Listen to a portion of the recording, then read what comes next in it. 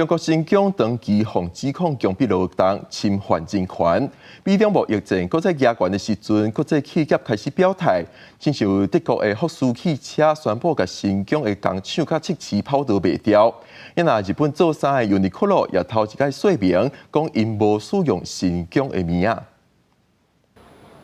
日本连锁品牌 Uniqlo 以简单实穿的风格，伫个全球拢卖甲真好。母公司新销执行长刘在正，过去是一直保持中立，伫美中之间，伊是拢无选徛对一边，一直闪无要去讲敢有使用新疆的名仔花，一直到最近才伫个英国广播公司 BBC 的采访内面，第一摆讲出旗下的产品无用新疆的名仔花。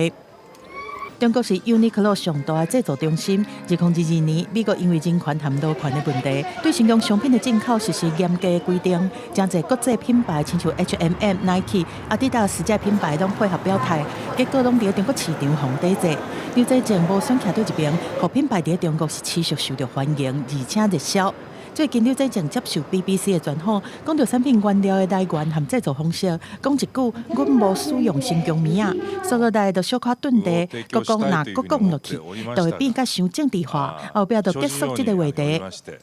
刘在正认为讲 Uniqlo 阁无算是全球有名的品牌，上大的市场嘛是伫亚洲。 中国的门市比伫日本阁较济，虽然讲中国的经济最近是面对挑战，但是伊嘛无打算要改变即卖的策略。伊认为讲，以中国14亿的人口，当地的门市应该会当对即卖的1000间增加到3000间，嘛会持续甲生产的重心放伫中国。阁讲希望伫个伊退休进前，会当超过西班牙的 Zara， 伫全球的流行零售业内面做第一名。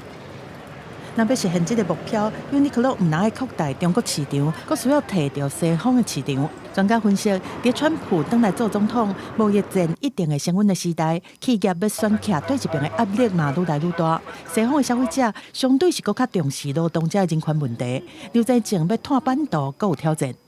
另外一间跨国企业福斯汽车已经和中国上海汽车合资，在新疆设厂营运真侪年，嘛持续受到外界做劳权的检视。而且福斯发布新闻稿，宣布家己的新疆首府乌鲁木齐工厂和伫吐鲁番的漆旗跑道卖予一间中国企业。发言人讲，这是战略的调整，工厂因为经济上的原因，已经和合作企业卖出去啊。公司新闻是会中翻译。